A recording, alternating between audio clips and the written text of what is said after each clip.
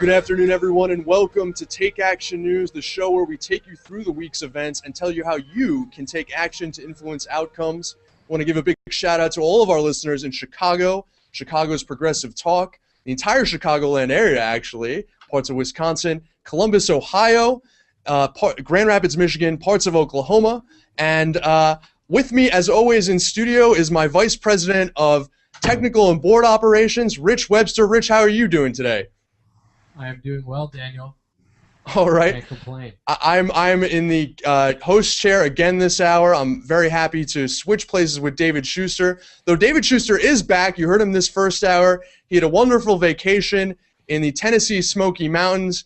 David, thanks for being a contributor and yielding your host chair once again to me. Absolutely, Daniel. No, it's 3 hours straight is not easy, and I'm relieved that you're doing great. And so it's great for all of us, including the Schuster haters, that I take a break for an hour.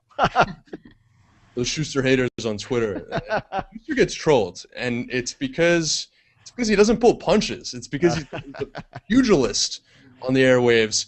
Well, David, I learned everything I know from you. So, not everything, but things related to broadcast. And, of course, joining me is a new Take Action News commentator and guest, Shauna Thomas. She's here in We Act Radio studios right now. And, of course, we're not looking at each other because we have a weird setup. We're just looking into the camera.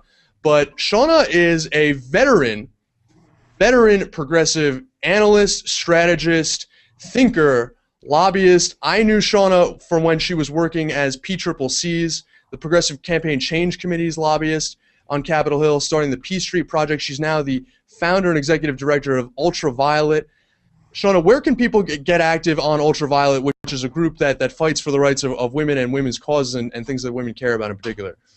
Sure. I'm actually co-founder. My co-founder is Nita Chaudhary, who a lot of people will recognize her name from years and years of emails from Move On. But you can find out more about us at www.weareultraviolet.org. Weareultraviolet.org. You can also follow Shauna at SL Thomas on Twitter. Does Ultraviolet have a Twitter handle as well that we can shout out here? We do. It's at Ultraviolet. At Ultraviolet. It's a great name. And you guys have just taken off as an organization, in the, I guess, really year or a little bit longer than that or so that you've been in existence, generating more than 1 million, I think, followers and sending hundreds of thousands of signatures, mobilizing on helping pass the Violence Against Women Act, helping make noise about the Steubenville rape issue and about other really women's issues, but issues that relate to the broader economy as well. I want to talk right now about the Oscars, because the Oscars were not just a source of entertainment this year and the normal annual event that Americans tune into. They're also a source of controversy, and more so than normal.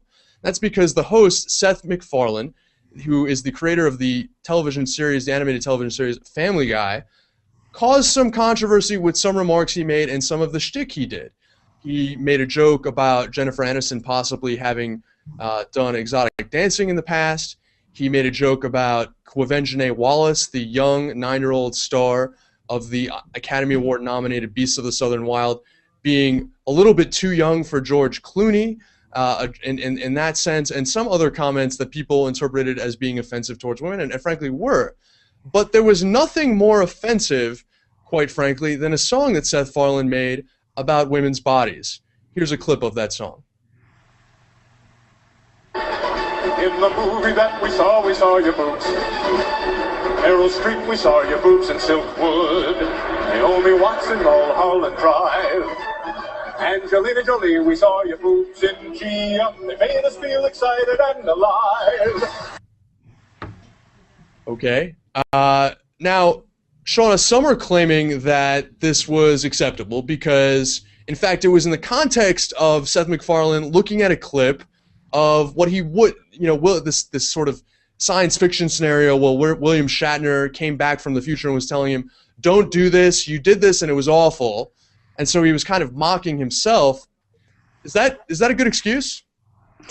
I mean, no, of course not. The song was offensive to a lot of people, and for good reason. But I think actually the more common defense that I've heard in any case is that you know, this is who Seth MacFarlane is. This is his brand of humor. Everybody knew that coming in. His sort of MO is offending every group possible, in every way possible, and this is just part of that shtick. And so women shouldn't, you know, take it too personally. I mean, we didn't launch a campaign asking Seth to apologize, or asking the